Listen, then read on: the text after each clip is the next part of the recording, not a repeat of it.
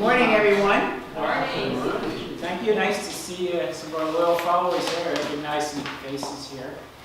And my name is Vincent Rossi. I'd like to welcome you to the start of our year's speaker series programs. And we have a great lineup this year. And I hope you'll keep an eye out for our notices. Just the next program in February will be by Ruth Lepper, who is a veteran freelance writer. And she will be talking about the history, some aspects of the history of her home community of Ramona. So I think that should be very interesting. What date? Pardon me? Date. February Second Saturday. second Saturday, I think it's the 13th of February. And there'll be notices about it in the paper. Our speaker today is Rex Ballard from the San Diego Toy and Doll Museum. I first heard about the Toy and Doll Museum from one of our society members, former board members who had seen the presentation that was given at the RB Kiwanis Club and talked about what a great presentation it was. Peggy and I subsequently visited the museum in, I think it was November, and we were delighted by what we saw. A very interesting place. And I was very glad when Rex Ballard, who's a member of the museum board, agreed to speak for our series today to tell us a bit about one of the newest. It opened in late 2014 in Poway, which we're located, and certainly, arguably, the most unique addition to San Diego County's museum community, and a welcome one indeed. And you'll find out more about that. It's my pleasure to introduce Rex Ballard. Thank you very much. Thank you very much. Before I get started here, I'll just share with you something that we at the Toy and Doll Museum have learned.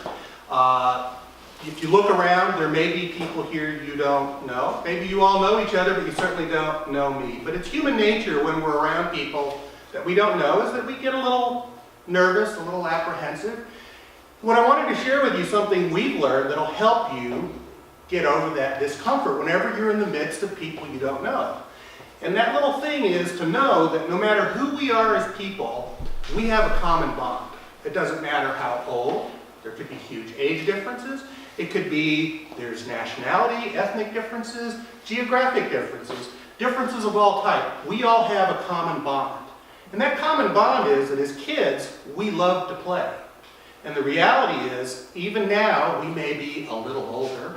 Guess what? We still love to have fun. We may not call it play, but we still like to laugh. We like to have a good time. Play is something that we all have in common. And if we just put a little of that to work, maybe the world would be a little better place here. So I start by my presentation by just sharing that little point here with you.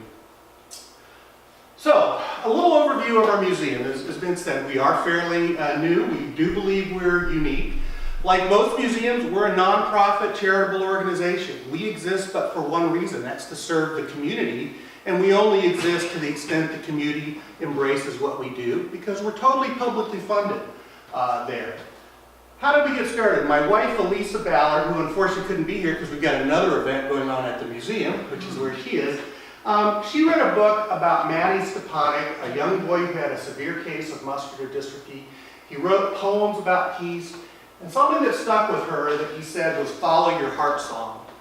And she didn't know where that was going to take her at the time, but sometime later a neighbor of ours who just moved into the neighborhood, his first wife had unfortunately passed away from cancer, and she was an extensive collector of toys and dolls. He came to my wife and asked her, hey, could she help him find a place to donate this wonderful collection? So my wife, following her heart song, said sure. She went down to Balboa Park. She went to every museum in Balboa Park. And there was no museum in Balboa Park that was really dedicated to toys. The closest thing was there were a couple of museums that had some toys and dolls, but no one who was really dedicated and took toys seriously. So again, my wife, following her heart song, said, we'll start a museum. So in 2012, without knowing what she was getting into and how difficult that was, she filed the applications with the IRS to become a 501c3. Fortunately, she didn't say we wanted to have tea parties in the museum, or who knows where our application would be. It could still be being reviewed, but no. We got our application approved, and we opened our museum in November of 2014. Where are we? We're across from Old Poway Park.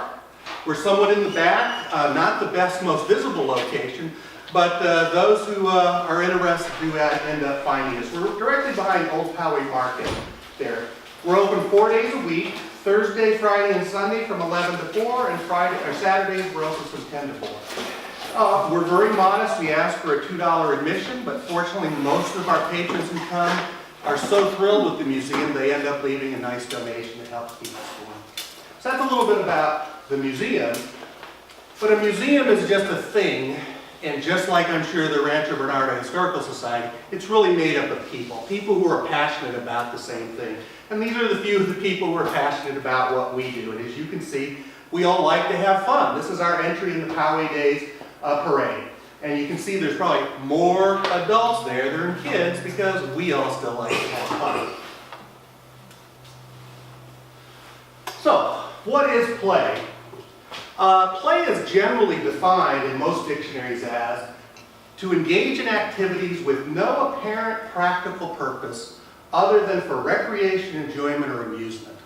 No purpose. Well, how important can play be with a definition like that? No purpose. But as I said, the reality is play is universal. It's a bond we have across all mankind, regardless of nationality, regardless of age. This is a common thing that binds us. And I'm going to show you a little video that says this goes beyond just people. This goes out in nature, the spirit of play. What we also know from research is that play is the foundation of learning in children. Think back to your own little kids. That time one of you blew a raspberry on that baby's belly, you were engaging in play with that baby. When you were teaching that baby how to say itsy bitsy spider on its fingers or toes, you were teaching all through play. Play is the very foundation of learning in children. What the research also shows is children need to play in order to develop various skills, and it also helps kids relieve stress. And stress on our children today is even higher than it was when I was a kid, when you were kids. There's so much pressure on them to succeed. So play becomes even more important in our children today.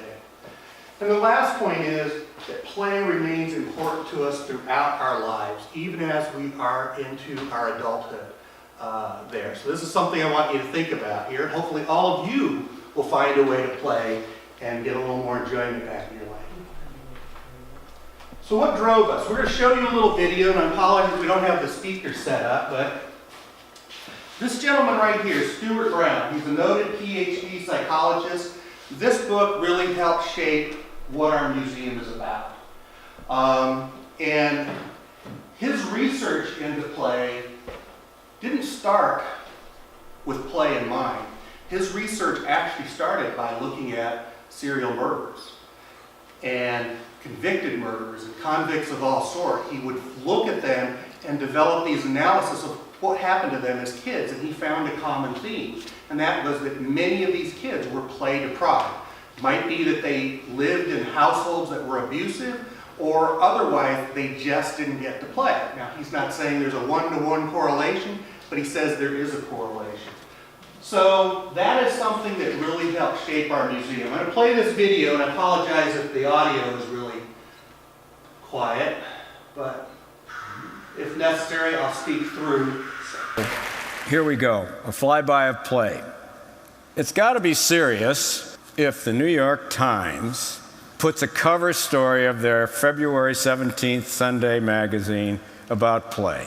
At the bottom of this, it says it's deeper than gender, seriously but dangerously fun, and a sandbox for new ideas about evolution.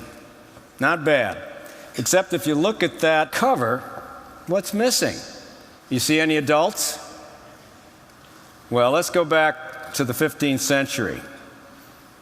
This is a courtyard in Europe, and a mixture of 124 different kinds of play. All ages, solo play, body play, games, taunting, and there it is. And I think this is a typical picture of what it was like in a courtyard then. I think we may have lost something in our culture. So I'm going to take you through what I think is a remarkable sequence. North of Churchill, Manitoba, in October and November, there's no ice on Hudson Bay, and this polar bear that you see is 1,200-pound male. He's wild and fairly hungry. And Norbert Rossing, a German photographer, is there on scene making a series of photos of these huskies who are tethered. And from out of stage left comes this wild male polar bear with a predatory gaze. Any of you have been to Africa or had a junkyard dog come after you, there is a fixed kind of predatory gaze that you know you're in trouble. But on the other side of that predatory gaze is a female husky in a play bow wagging her tail. And something very unusual happens. That fixed behavior, which is rigid and stereotyped and ends up with a meal, changes. And this polar bear stands over the husky, no claws extended, no fangs, taking a look, and they begin an incredible ballet. A play ballet. This is in nature. It overrides the carnivorous nature and what otherwise would have been a short fight to the death. And if you'll begin to look closely at the husky that's baring her throat to the polar bear, and look a little more closely, they're in an altered state. They're in a state of play. And it's that state that allows these two creatures to explore the possible. They are beginning to do something that neither would have done without the play signals. And it is a marvelous example of how a differential in power can be overridden by a process of nature that's within all of us. Now, how did I get involved? So that there is a definite example of just how powerful play can be. So if we go back to that definition, is play important? Play is very, very important here. Some other facts, as I said, how did Dr. Stuart Brown get involved with this? Back in 1966, there was the Texas Tower Massacre. He was engaged by the governor of Texas, asked to understand why did this happen. He started by looking at Charles Whitman and his life and his seemingly ordinary young man. But as we look back at his upbringing, he was severely play deprived. Dr. Brown went on to study over 6,000 other cases, and he found this correlation and this link, and Dr. Brown has gone on to form the National Institute of Play. And we, as a part of the museum network, take this to heart, and that's what we try to embody in our museum, this notion that play is critically important to who we are as people. Some other things that Dr. Brown found is that in the instance of animals, usually they only develop these extensive nerve connections up through a juvenile age. But in humans, it's been found that our brains can continue to evolve much well beyond our adolescence. This is why it's important for us all to be engaged in play, even as we get older. The executive center of the brain continue to undergo changes into the 20s, but they don't stop evolving thereafter.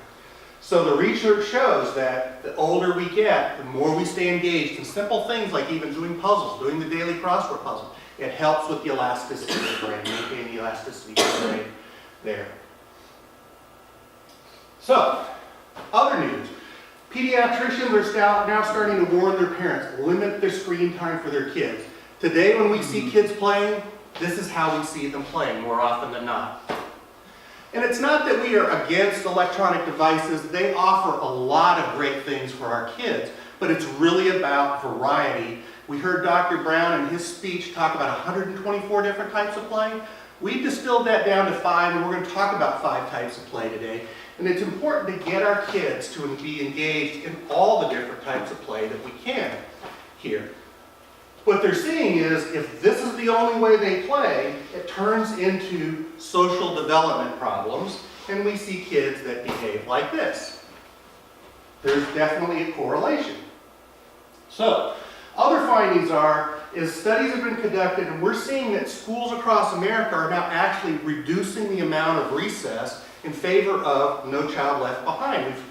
It's good intentions gone wrong. It's the fact that the law of unintended consequences can take over. We have this objective of making sure we teach our kids, but we do something like reducing the amount of playtime for them, and that has other effects on our kids there. So the science shows that it's important for kids to play. And it's play with a variety of things and a variety of people. So at the museum, we like to say it's not only important that kids play, but it's what they play with, how they play, and most importantly, who they play with. Asking the parents to get involved in playing with their kids. And it's tough because these are difficult times. You've got 2 working homes. And what we do in the museum is to try to create a sanctuary where kids and parents can come in and play together. So that takes us to our mission. It's to really support the importance of play and encourage the growth of imagination and social interaction across generations. We love it when we get child, parent, and grandparent together because they can all be looking at one item and relating over that same item because they all played with that item no matter where they were as kids. And we hope that by doing this, pointing this out, the importance of play, will make the community a better place. That our citizens will be better educated, they'll be more inspired to engage in play, and we'll just be a more joyful community. So that's really our lofty objective of our little museum here. So I'm going to talk about 5 types of play. I'm going to inject with it some stories about toys. Since this was the Historical Society, I tried to go into the history of some of these toys. If you've got questions, please feel free to ask out here as we go along. But the first type of play we're going to talk about is called body and movement play.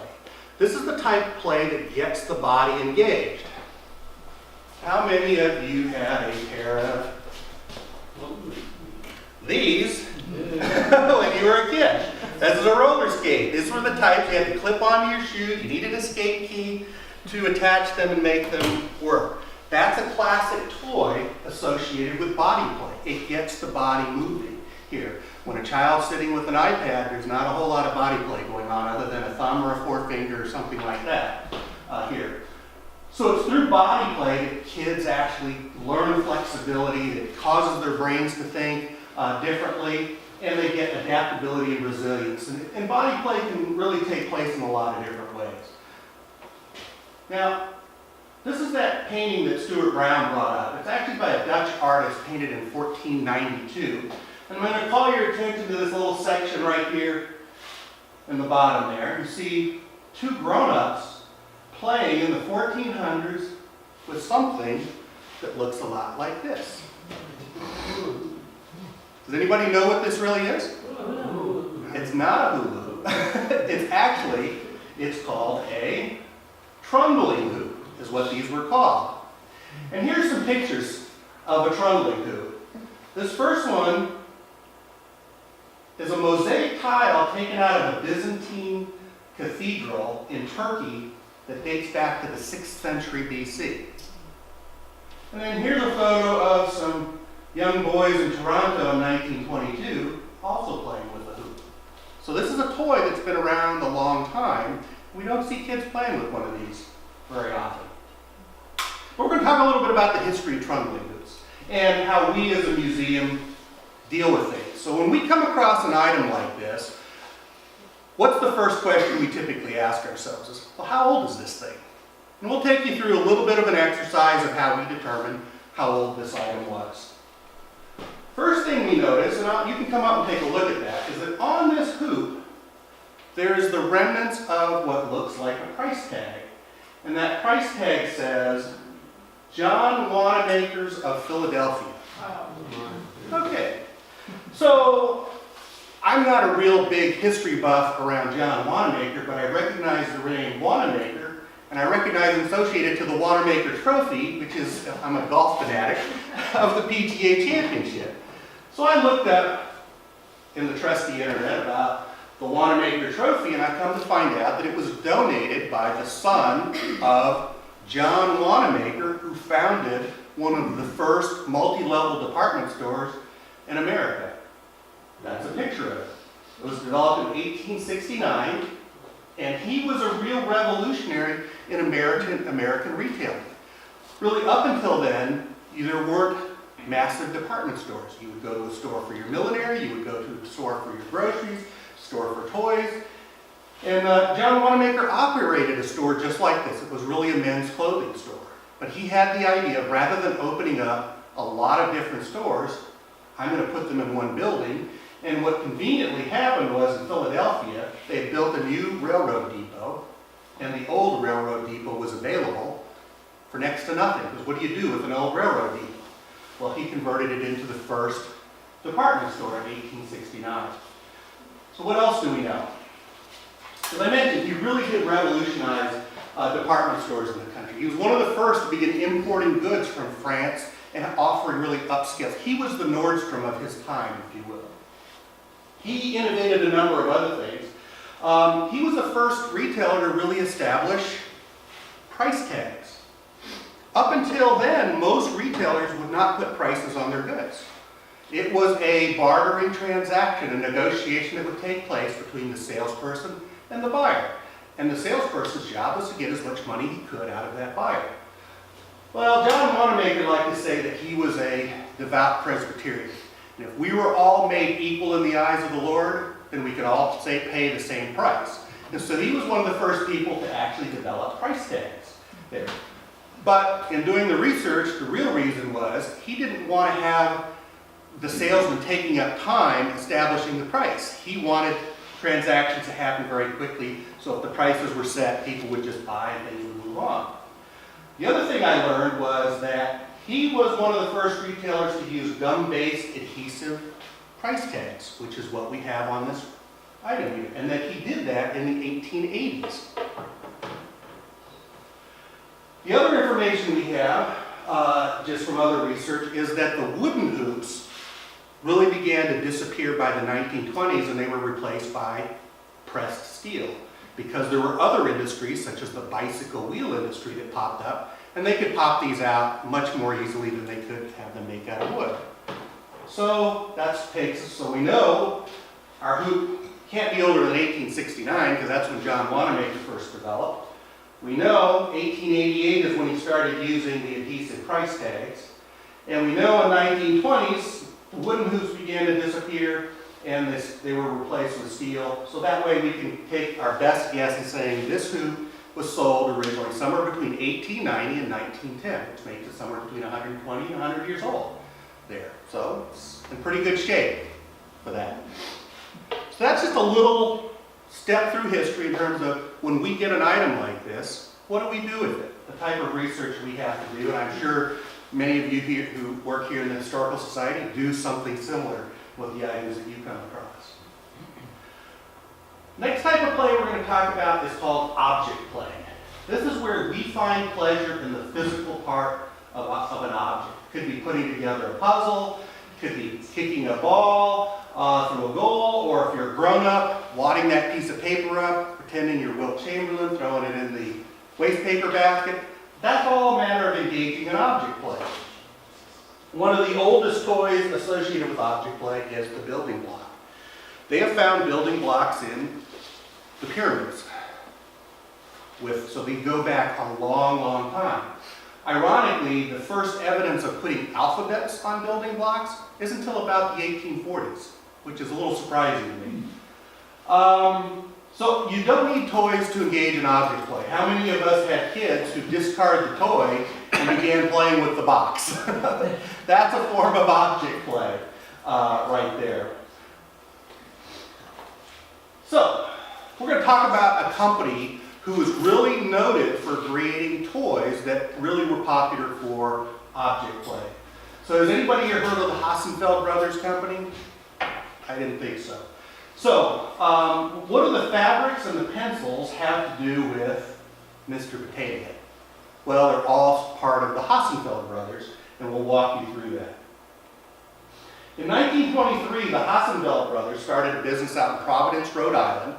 They would go around to many of the large textile mills in New York, and they would go in and buy last year's remnant fabrics. Maybe the pattern has gone out, and they would go buy up all those remnants, and then they would resell them to the smaller textile companies who would take last year's fabrics and produce them this year. And it was a pretty good business. It allowed them to grow the business until in the 1940s they decided, you know what, we're going to make pencil cases, and we're going to buy pencils from a manufacturer, put in those cases, and we'll sell them to school kids. Well, what happened, that business started off very positively, but what happened was the person who they were buying the pencils from raised the prices, and they said, you know what, we'll start our own pencil company. The pencil company was much more profitable than the pencil case, and they were in the pencil business. But when they did that, one of the three Hassenfeld brothers, he decided, you know, I really like the textile business. He actually left the company, gave it to his other two brothers, and actually went to work for another textile company. Big mistake. We'll tell you why. Because in 1949, Henry Hassenfeld, who had taken over the company after his brother Hiram left, and he decided to get into toys. In 1949, they introduced their first toy, and it actually sold really, really well. We'll show you a picture of that toy in a minute. And he was looking for the next toy to go grow his business, and he came across this in 1952. He met George Lerner, who had introduced this game, had taken it to this toy, had taken it to a toy exposition, and was looking for somebody to buy it. Henry Hassenfeld says, I'll buy the rights to the whole thing. And it became Mr. Potato Head. Now in 1952, Mr. Potato Head was very different than it is today. You actually had to provide your own potato. And it just had all the parts. In fact, I've only brought the box. We have a 1952 Mr. Potato Head on view at our museum. But you would poke these items into whether it be a potato or a carrot or an onion, and it was a huge hit. The kids loved it. Mothers started to complain because those kids that would clean up their toys would throw the potato and everything in the toy bin, and a week or two later, so they had to change the design. But the Hassenfeld brothers had a big hit in Mr. Potato Head, so they decided to change their name. They decided to focus entirely on toys, and Hassenfeld Brothers is what we now know as Hasbro Toys today. And of course, Hasbro still operates, still sells Mr. Potato Head, is one of the biggest toy makers in the country today. That's a little object around, a history around an item associated with object play in one of the most popular toy countries in America. So there are some other examples of object play. I'm sure many of you at one time have had one of these. It's the Slinky. The Slinky was invented by a gentleman by the name of Richard James. And Richard James was not a toy inventor. He was actually a mechanical engineer.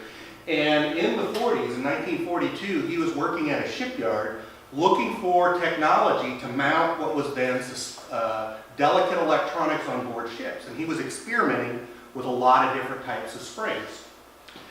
And when he was working with one, he accidentally dropped it off the ladder he was on, and he saw that spring roll over itself. And he got this idea that, you know, maybe that could become a toy or a novelty. And the first Slinky was introduced in 1946 or 47 like that.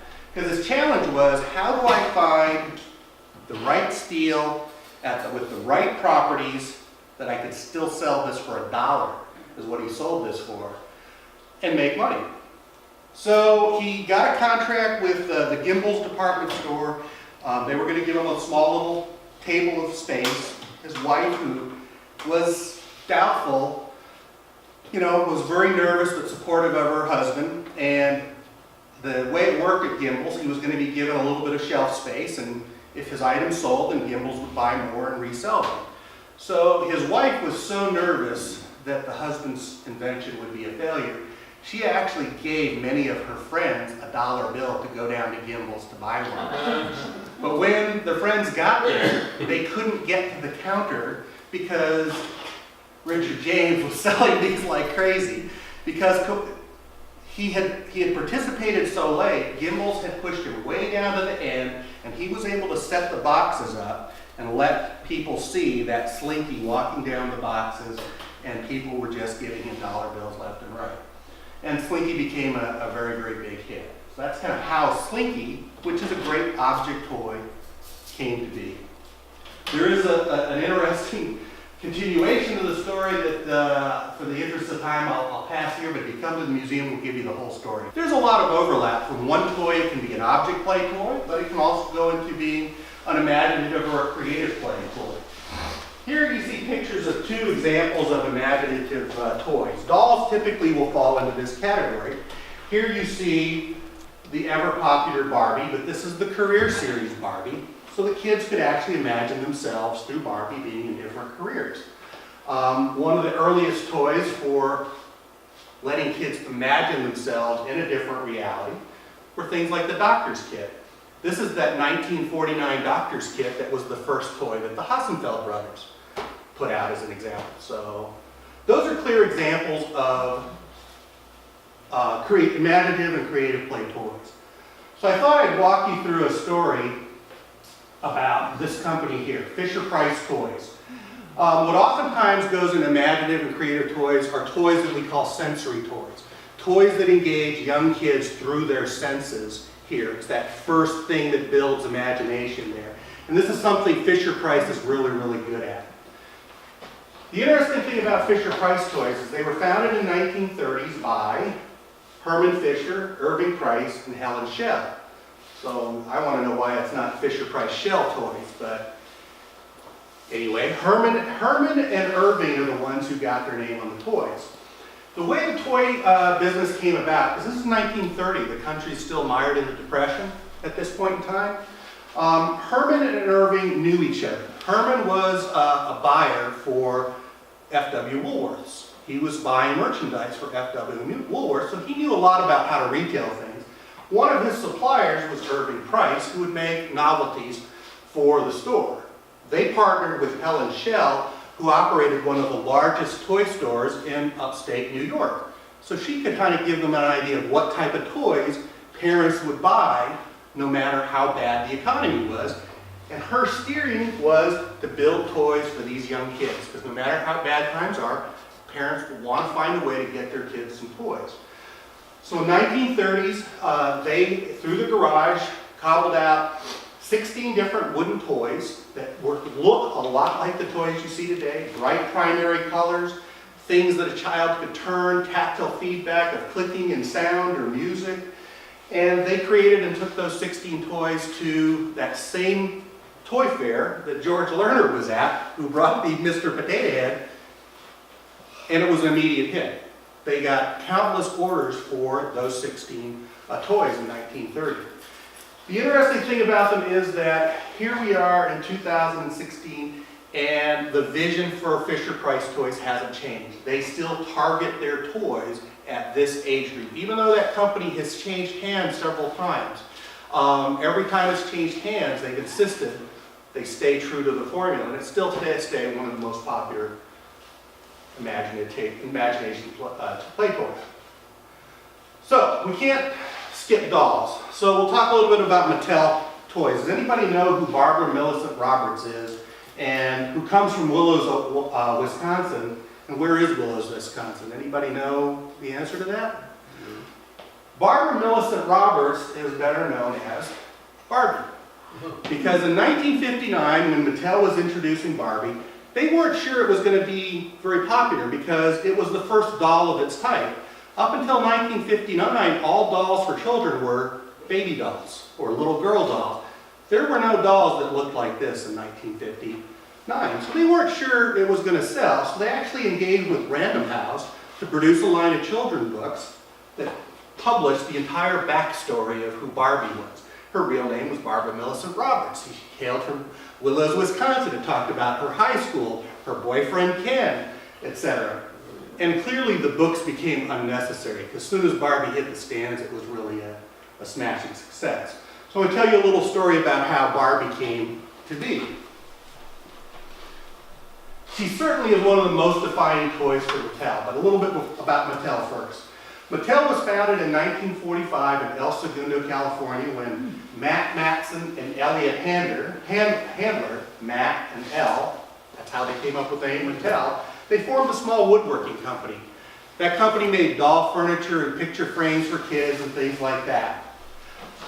But shortly after the company was formed, Matt Matson sold the company to Elliot and his wife Ruth because his health was beginning to fail. And he also wasn't really keen on the direction that Elliot wanted to take the business in, moving away from doll furniture more towards toys. So he sold the company to Ruth and to Elliot. Another big mistake, if you will. Because in 1955, Ruth became very active in the company, and she convinced her husband, Elliot, that there was this new television program. Television was still fairly new. It was called the Mickey Mouse Club, and that perhaps Mattel could benefit if they were one of the sponsors of the Mickey Mouse Club. And that sponsorship would then spawn the toys that they would create for the commercials to go on Mattel, and it caused Mattel to grow greatly. In 1956, Ruth and Elliot were vacationing in Europe, and they had their daughter Barbara with them. And when they were in Europe, they saw this doll right here. Does it look familiar?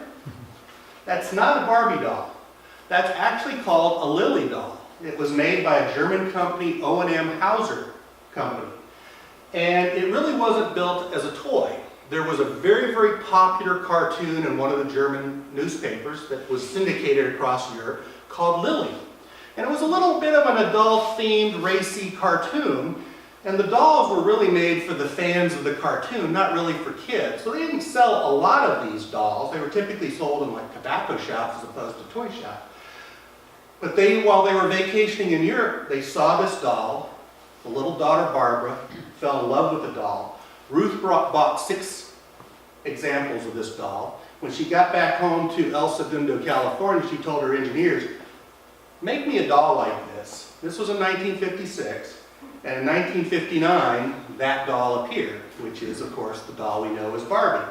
If you look, there's a striking resemblance between the two. If you look at the curve on this hand, and you compare it to the curve on that hand, it's almost identical. What Ruth didn't know, though, was that O&M Hauser actually had obtained 3 patents associated with the Lily doll. Those patents were associated with the way the hair was put on, the way the head was attached to the body, and the way the legs were attached to the body. Well, the Mattel engineers copied all 3 items. So in 1960, just as Barbie doll was starting to become popular, O&M Hauser filed a complaint against Mattel and sued Mattel. And it was pretty clear Mattel was going to lose that lawsuit in court. So Mattel made an offer to O&M Hauser, who hadn't sold a lot of these dolls. They were sold in, the ones made in Germany were probably less than 100,000. They had licensed it when Barbie became popular and started producing them in Europe. It sold maybe hundreds of thousands. But they sold the rights to the Lily doll to the Mattel company for, anybody have a guess how much money Mattel had to pay? $21,000 is all Mattel had to pay for the rights to the Barbie doll. And so consequently, once they bought the Hauser company, the production of the Lily doll ceased entirely. And it's very difficult to find a German-made Lily doll. The photograph you see of this doll is actually a doll we have in the museum. We're fortunate to have one of the few pre-1956 Lily dolls, which was the inspiration for the Barbie doll. There. So, we'll keep moving along. Social play. This is a really important aspect when it comes to kids, because it's social play that really begins to set our social competence level as kids or adults. What is social play? This is the type of play where you're actually engaging with other people. Social play can take place, occur in a lot of different ways. Roughhousing as a kid. This is important because kids learn the difference between real fighting and play fighting. Friendship and belonging. Beginning to develop empathy for others, knowing what it feels like to win and knowing what it feels like to lose. Celebratory and ritual play, birthday parties, for example, it binds people together. And this is something that when kids are engaged in an electronic device, they're not engaging in a real social engagement. It's a virtual social engagement. And so again, at the museum, we try to expose parents to these types of toys, which gets kids playing together. there. And I brought a few examples here. So Chinese checkers. Here's an example of a Chinese checkerboard right here. This one's from, I believe it was 1938 here. And it looks surprisingly a lot like that one up there. So you would think with a name like Chinese checkers that they must come from China. Well, reality is no. Chinese checkers did not originate in China, and they really aren't like checkers. The reality is the game in the star format originated in Germany in about the 1800s, but the same principal game has existed in Africa and the Middle East going back centuries. So it's a game that's been around a long, long time. A gentleman by Bill Pressman was on touring Europe looking for ideas. He again was a toy manufacturer. He made greeting cards, mostly paper products, paper dolls, things like that. He was looking for something new. He saw the game in the star pattern there, and he got this idea he'd bring it back home. So in 1928, he adorned it with the Oriental dragon pattern, because in the 20s that was a very popular theme. And Bill Pressman is the one who coined the term Chinese checkers, and just because of the way it played. And it became an instant hit. And it's still popular to this day. We still sell the game today. But it is a great example of a social play game. Kids learn how to interact with one another there. Next one is storytelling and narrative play. And again, almost any toy can be used in storytelling or narrative play. I brought one example here, which you may all have had at one time. This is called a Topsy-Turvy doll. This is usually engaged in storytelling play. It's through this doll. This doll was actually invented in the 20s at about the time of the Great Depression when parents couldn't afford a lot of toys. So with this one doll, a child could tell the entire story of Little Red Riding Hood with the one doll. Then you could talk about Grandma here, and then you could flip this around and talk about the big bad wolf. So with one doll, you can tell the entire story of Little Red Riding Hood, and it's a perfect example of a storytelling or a narrative play doll. There. Let's set that down. You can take a look at that. But we'll segue and talk a little bit about the Ideal Toy Company, because they made a lot of dolls that would be used in storytelling. They made a lot of plush figures. And we'll talk a little bit about how the Ideal Toy Company came to be. It started in 1898 in a little storefront on 404 Tompkins Avenue in Brooklyn, New York. Morris and Rose, they were Russian Jewish immigrants, had come through Ellis Island just a couple years earlier and were able to open this small candy shop. Morris would man the store down below, and Rose, they lived above, would make plush toys to also sell with their candies. And then their lives would change. So that's again what 404 Tompkins Avenue still exists today. I actually went there because I was just curious as to, well, what's there today? And ironically, there's a toy store next door to them. But 404 Tompkins, it's a small little store, and you can just imagine what it was like for Rose and Morris. So in 1902, their lives would change significantly when they were inspired by this cartoon. Young Teddy Roosevelt had become president because of the assassination of McKinley, and he was a frontiersman. The story was that it appeared in the New York Times that he was in Mississippi to go bear hunting, could find no bears. The handlers found a bear cub, tied it to a tree, and invited Teddy Roosevelt to shoot the bear, and Teddy said, "No, I can't shoot the bear this way."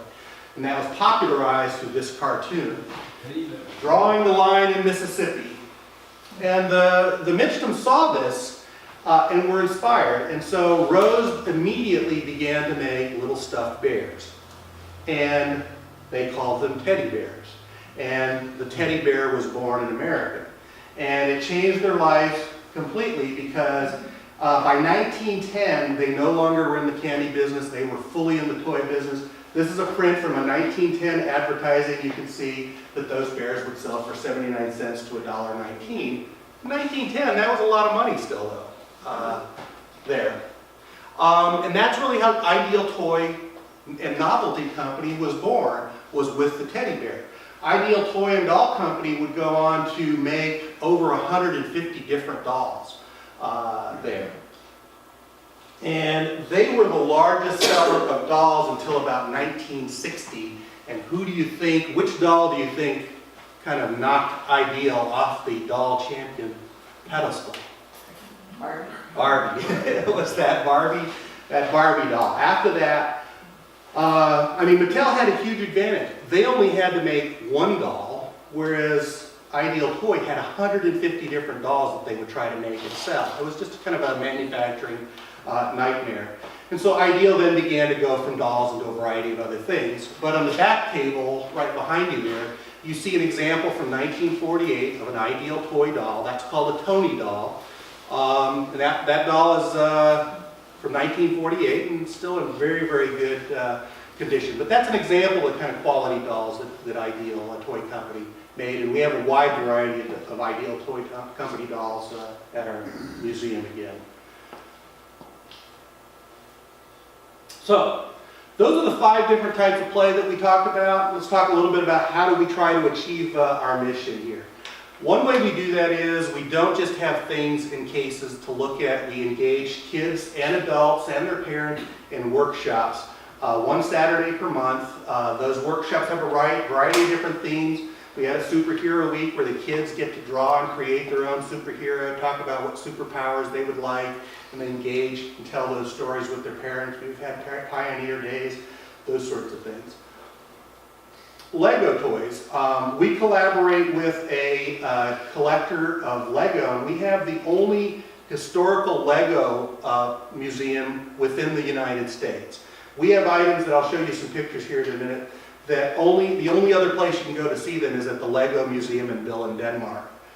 There. So we have these Lego workshops because they're a very popular toy. They're a great object-based toy. They drive construction. It's a social toy. Kids work together. So we have these big Lego workshops here. And then we have a collection. What's amazing is neither my wife nor I were collectors of toys or dolls when we started this. And so what we've learned about toys and dolls have just been over the years of people bringing us their collections to share in the museum. Oftentimes they're donated, sometimes they're loaned to us, but we have probably over 2,000 items, but unfortunately we can only display about 120 of them at a time in our small museum, so we have to rotate them out. But we have items that span, it says 120 years there, but we probably got some items much older than that. We have what's called a Parian doll, a US-made doll that's basically a type of wax doll that's probably closer to 150 years old there in the museum. So that's one way we engage, look at achieving our mission. The other way is really by working with the community. This is a woman who came into our museum, saw what we're doing, and said, hey, I have collected dolls from around the world. Would you like to display them? And so we created an international doll display where we put the dolls from different countries, and we would have schools come in, kids would learn about, hey, what the people dress like. There's a little globe next door. They would understand where in the world those dolls came from. So we work with the community in bringing kind of their collections that they're passionate about, sharing that with everyone else as well. We like to think we're small but mighty. As I said, we have the only rare historical collection of Lego toys. We also have an interactive aspect to that part of the museum where we have a film that highlights the history of the Lego company. We have knowledgeable docents who like to talk about what we do. I love sharing these stories.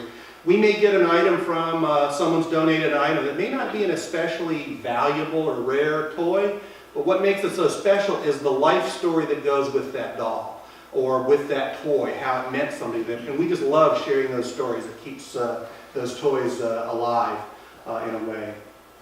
There, we rotate exhibits. We have seasonal exhibits. Right now we have a motor vehicle exhibit, and we're changing over to, I think, a celebrity doll exhibit. I mentioned that we have the Lego Museum. This is an example where we will get guest builders. So the gentleman who brought these items in was actually a model builder for Legoland. And what he would do is take some of the creations that he would build in huge scale, and he would bring them in small scale so that we could show them. And then he would come in from time to time and talk to the kids about how he builds these items there. So the most common question we get about something like the geisha doll is it hollow? And the answer is no, it's solid Lego. In order to kind of make the features, you've got to make it entirely out of Lego there. So this is the way most people know Lego, is through the Lego bricks, but what they don't realize that in the 1930s, when the company started, they actually started as a wood toy company. And we have one of the largest collections of early Lego wood toys in America. And this truck, as an example, is one of the first toys that Lego actually began making. There are only 2 versions of this truck known to be in existence. One is in the Lego Museum in Denmark, and the other is in Poway. So we're really proud to have worked with this particular collector to bring that display to life.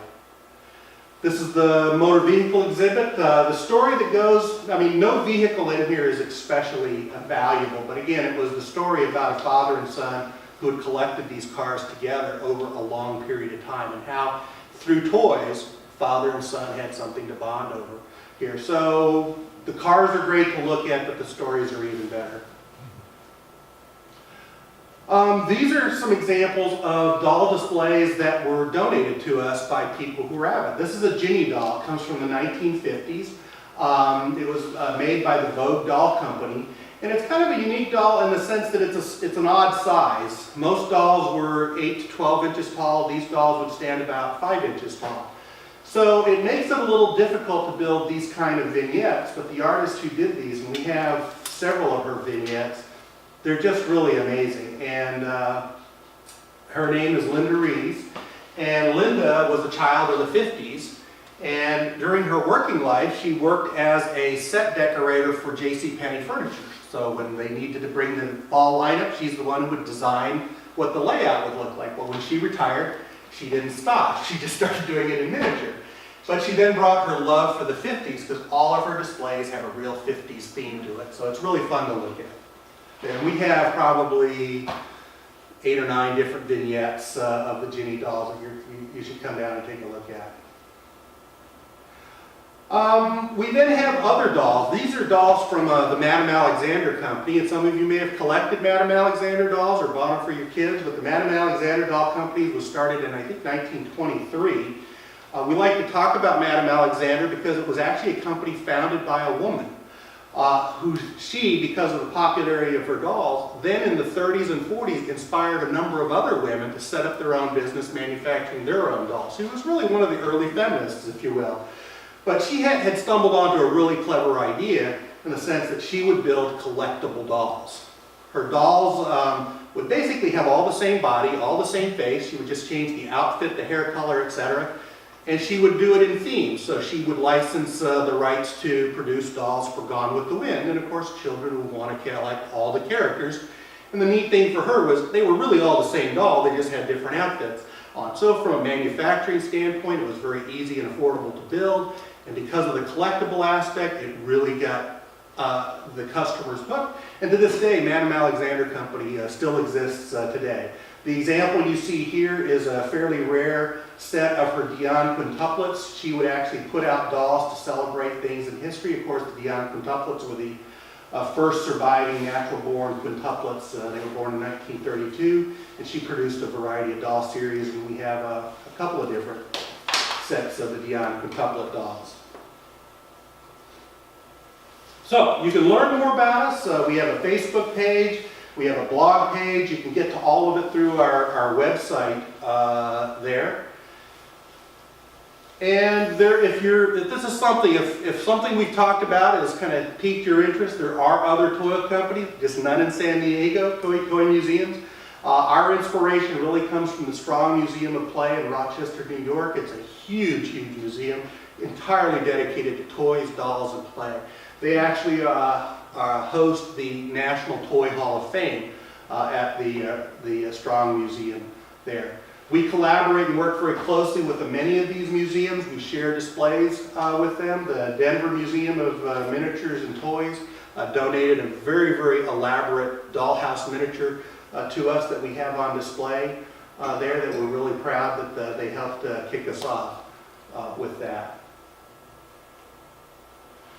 So as always, We look for your support. Come visit us. Again, as I mentioned, we only exist for the benefit of the community, and we only exist if the community engages with us here. So I'll end it there and just open it up if there are any questions about toys, dolls, whatever I may have said that piqued the question or interest. Yes, ma'am. I remember a series of dolls called Storybook Dolls. Yes. My sister and I had. So I think they were 10 or 12 inches tall. Nancy Ann's Storybook Dolls. She was inspired by Madame Alexander. Her company came out in the 1940s.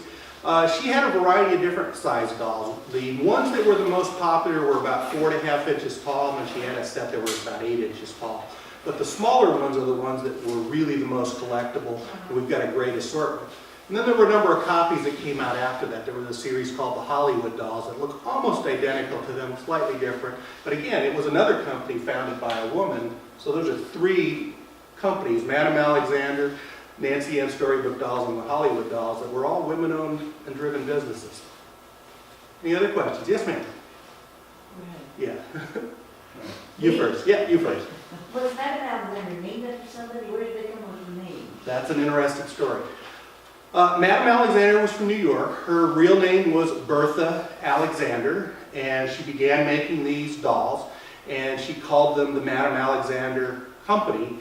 As the company became popular and she began to have to appear in public, she did not want to be introduced as Bertha Alexander, so she actually changed her name to Beatrice Alexander, and she was always introduced as Madame Beatrice Alexander as the company. So it was a person, it was Beatrice Alexander, but the interesting backstory is how she was just a normal person like you and I, named Bertha, but as the company became bigger, she had changed her name to fill out the persona of Madame Alexander. And she only passed away in the 1990s here, so she was active in running the company from its foundation in 23. Has someone bought it out or is it still? It had been bought and sold a couple of times, but it's always operated as an independent line, and I don't recall who the owners are now, but it's not owned by one of the bigger toy companies there. Thank you. Yes, ma'am.